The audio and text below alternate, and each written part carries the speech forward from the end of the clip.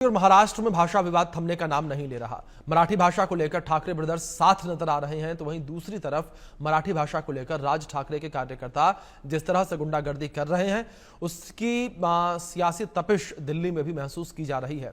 हमारे संवाददाता ने मुस्लिम समुदाय के लोगों से बात की है, आप रिपोर्ट में देखिए। भाषा के नाम पर गैर मराठियों को निशाना बनाना, उन्हें मारना पीटना और एक तबके के साथ जो है जुल्म जबर से उन्हें मराठी बोलने के लिए मजबूर करना, महाराष्ट्र में इस तरह की वारदातें हर 2 दिन पर सुनाई देती हैं। और ये करने वाले कोई और नहीं बल्कि महाराष्ट्र नवनिर्माण सेना के गुंडे हैं। हालांकि राज्य सरकार ने ये कहा है कि राज्य में मराठी के नाम पर या मराठी बोलने को लेकर किसी के साथ जोर जबरदस्ती नहीं की जाएगी। बावजूद इसके एक छोटे तबके को जो अपनी रोजी रोटी के लिए 1400-1500 किलोमीटर का सफर तय करके मुंबई पहुंचता है, उसे निशाना बनाने के लिए महाराष्ट्र नवनिर्माण सेना के जो गुंडे हैं, जो खुद तथाकथित मराठी के ठेकेदार अपने आप को कहते हैं, वो मारते पीटते हमेशा नजर आते हैं। इस वक्त हम मुंबई के दोडाकी इलाके में मौजूद हैं।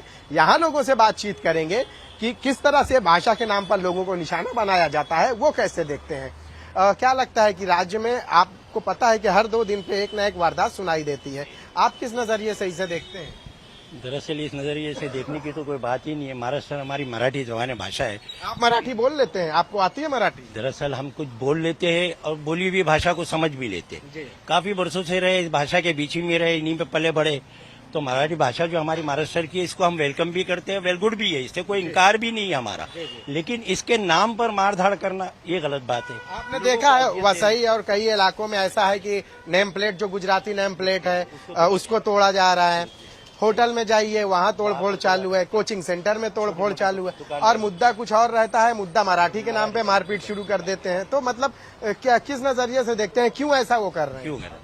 दरअसल ऐसा राज ठाकरे साहब को चाहिए था कि ये जो मराठी भाषा की बात के अलावा और कोई 2 चीजों पर ध्यान देते, असल मुद्दों पर ध्यान देते, क्योंकि अभी फिलहाल वो फील्ड में भी नहीं है। अब वो आना चाह रहे तो कम से कम वो ऐसे मुद्दों पर आए ताकि जिसमें आवाम का फायदा भी हो, उनकी सहूलतें हो जाए, उनकी तकलीफें दूर हो जाए। जिस तरह हमारे महाराष्ट्र के अंदर कई मसाइल चल रहे हैं, उन पर ध्यान दिया जाए, ना कि मराठी भाषा को अहमियत दी जाए। अहमियत का मकसद ये कि हम मराठी भाषा में ही है, इनके बीच ही में तो हम रह रहे। मराठी एकदम A1 चीज है, हमने इनका इनकार भी नहीं किया है, और ये तो रह रहकर सीखेंगे। आज मैं 25 साल से यशवंत यादव जी, यामिनी यादव जी के साथ काम कर रहा हूँ। वो मराठी तो बोलते हैं, उन्हीं के बीच में उनकी भाषाओं को मैं समझता हूँ, वो मेरी भाषा को भी समझते हैं। बहरहाल ये कि हमको आवाम तक जो मारना पीटना ये किस हद तक जायज है? भाई वो आवाम तक पहुंचाने के लिए हम अपनी लैंग्वेज से, और अगर मराठी को समझकर हम लोग दोनों आपस में मिलकर चले, ये हमारे लिए बेहतर होगा। इसलिए कि हमको महाराष्ट्र को आगे ले जाना है, इसको तरक्की की राह पर ले जाना है, ना कि हम इसके ऊपर कोई जुल्म करें, सितम करें, मारधाड़ करें। कई इलाकों के अंदर ये काम चल रहा है, नहीं होना चाहिए। राज ठाकरे साहब असल मुद्दों पे काम करें, और लिहाजा वापस आपसे बात करते हैं। आपको नहीं लगता है कि इन सब की आड़ में जो बुनियादी मसाइल हमारे हैं, वो दरकिनार हो जाते हैं, और भाषा के नाम पे जो नफरत का बीज बोया जा रहा है और मारा पीटा जा रहा है, वो सबके सामने दिख जाता है? बिल्कुल सही कहा आपने। जो बुनियादी सहूलियात है, हमारे जो भी प्रतिनिधि हैं, चाहे उद्धव ठाकरे के हो या शिवसेना के हो या किसी भी पार्टी के हो, वो लोग बुनियादी चीजों पे ध्यान नहीं दे रहे हैं। अभी हमारे इलाके में बहुत बड़े पैमाने पे लोगों ने उद्धव ठाकरे की पार्टी को वोट दिया, उनको जिताया भी, आमदार बनाया मनोज जामशुदकर को, लेकिन काम के मामले में बिल्कुल सिफर हैं ये लोग। और अब तो ऐसा शबी हो गया उद्धव ठाकरे का कि उद्धव ठाकरे का भी अब जनाजा निकलेगा मुंबई से आने वाले इलेक्शन में और नगर सेवक के इलेक्शन में, क्योंकि इन दोनों का मिलाप हो गया है। और दूसरी बात रहा राज ठाकरे का सवाल, तो राज ठाकरे के बारे में पहले भी कहा जा चुका है कि वो अपना पैर जमाने के लिए वापस इस तरह की हरकतें कर रहे हैं। जैसे मैं बार बार इससे पहले भी कह चुका हूं कि अगर उनके अंदर, उनके कार्यकर्ताओं के अंदर ताकत है, हिम्मत है, तो वो मुस्लिम इलाकों में आकर के देखें और अपना जलवा दिखाएं, तब उनको उनकी औकात मालूम पड़ेगी।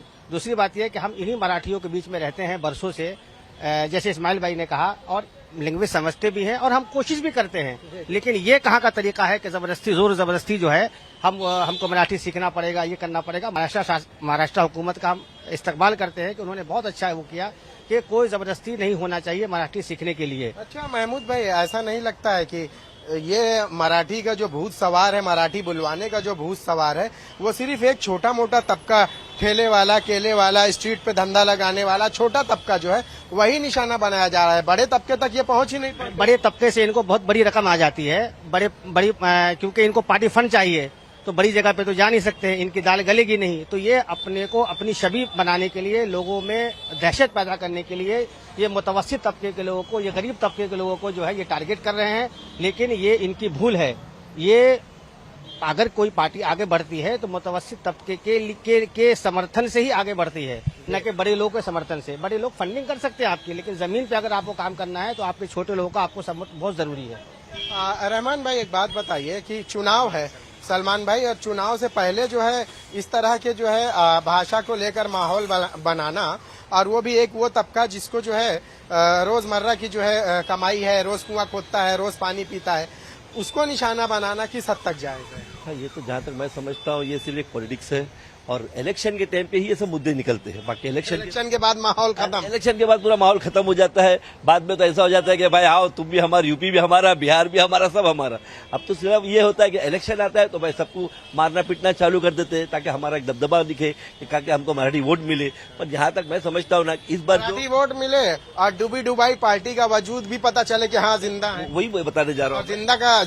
जिंदा के वजूद को बचाने के लिए गरीबों को निशाना बनाना। तो ऐसा हो गया कि वो एक शेर था ना, हम तो डूबे सनम तुम्हें भी डूबेंगे। वो हाल अभी इस तरह हो गया उद्धव साहब का। अगर ये जिस तरह ये राज ठाकरे के साथ में मिल गए हैं तो वही हाल होने वाला है। क्या जितने जो हमारे एरिया में जो है काफी लोग हैं जो बाहर के आते हैं और यहाँ पे कई सालों से बसे हुए हैं, अब उनको साथ उनके भी वोटर है वो, तो अब वो थोड़ी उनको वोट देंगे इस बार। अब ये बार तो सोचे कि भाई तो हमको मार मार के भगाने जा रहे थे, हम क्यों तुमको वोट देंगे। इस बार ऐसा हो जाएगा कि बार उद्धव साहब का भी वोट कट जाएगा इस वजह से। मतलब कि इनके साथ साथ जो है उनका भी वही हाल हो जाएगा। वही तो बता रहा ना भैया, हम तो डूबे सनम तुम्हें भी नहीं डूबेंगे। जबकि राज साहब का तो ना एक नगर सेवक है, ना एमएलए है, ना एमपी है। अब वो चाहते हैं कि भाई उद्धव साहब का भी वही हाल हो जाए कि तुम्हारा भी एक भी नहीं बचे। अच्छा, एक बात बताइए कि जिस तरह से जो निशाना बना रहे हैं और हर 2 दिन पे जो है एक वारदात सुनाई देती है, डोंबिवली की बात करें तो, विक्रोली की बात करें तो, कल्याण की बात करें तो, दूसरे अलग इलाकों के राज्य के नांदेड़ की बात करें तो, अच्छा जहां जहां निशाना बनाया गया वो सब छोटे छोटे तबका है। आपको नहीं लगता है कि इन इलाकों के, जिन इलाकों को लेकर नीतीश राणे ने कहा है यहाँ जाके बुलाएं, तो मतलब मेरा पूछना ये है आप लोगों से कि क्या ये इलाके खूंखार इलाकों की फहरिस्त में आते हैं क्या, कि यहाँ जाके बुलवाएं? तो अब ये तो वही बेहतर समझते हैं खूंखार इलाके में है कि नहीं है वो। अगर एक बार यहाँ पे भी आके दिखाए ना सबको कि भाई किस तरह बोला जाता है, भिंडी बाजार है, नागपाड़ा है, मोहम्मदी रोड है, वहाँ पे भी तो आके बोल के दिखाए, आके बोलो देखो, बुलवा के भी दिखाए, बुलवा के दिखाए कि आके कोई बोलता है कि यहाँ पर। पहली बात तो जिस तरह वो बोल रहे हैं कान के बजाएगा, यहाँ पर 10 कान के नीचे बजाएगी, एक की नहीं 10 बजा के दिखाएगी। उन्होंने कहा है हम गुंडे हैं, और उन्होंने अपनी खुद की मिसाल जो है, जब प्रोग्राम हुआ था तो उन्होंने कहा है हाँ हम गुंडे हैं और भाषा के लिए कुछ भी कर सकते हैं। आप मुझे बताइए कि क्या भाषा के नाम पे ये गुंडागर्दी जो है, एक दो सियासी लीडरों को बोलना इस तरह से सही है क्या? देखिए, सियासी लीडर्स को तो ये सब, पहली बात ये भाषा का उपयोग ही नहीं करना चाहिए, और इनको इतना अगर मराठी बुलवाना है तो पहले मुकेश अंबानी, अनिल अंबानी से बुलवावे, फिर ये गरीबों के पीछे भागे ना। और जो नॉर्मल जो बम्बई में रहने वाले लोग हैं, मुंबई में, वो तो जो मोस्टली अगर आप प्यार से उनको बोलोगे तो सीख ही जाएंगे, समझ ही जाएंगे हर चीज। लेकिन मारना और तोड़ना ये तो कोई यानी बिल्कुल जायज नहीं है। यानी इसको कोई ये नहीं कह सकते कि भाई। अच्छा महमूद भाई, भाषा मराठी सीखने में आप लोगों को कोई दिक्कत है या नफरत है? बिल्कुल नहीं। मराठी भाषा हमारी भाषा है, महाराष्ट्र की भाषा है। अब हम उसके लिए क्लासेस भी शुरू करने जा रहे हैं बहुत जल्द, 2 महीने के बाद हमने सब तैयारी कर लिया है, और अपने लोगों को खुश उसलूबी के साथ जो है अपना मराठी सिखाने का काम करेंगे। और हमारे बहुत सारे लोग जो है मराठी सीख भी रहे हैं, समझ भी। जैसे इस्माइल भाई ने कहा कि हम मराठी के बीच में रहते हैं, मराठी भाषा बहुत सारी हमको आती भी है और बहुत सारी बातें हम समझते भी हैं, तो इस तरह जोर जबरदस्ती नहीं करना चाहिए। अच्छा रहमान भाई, कभी ऐसा नहीं लगता आपको कि मराठी नहीं आती तो आपको व्यवहार में, कारोबार में, बातचीत में किसी भी तरह की दिक्कतें पेश आती हैं?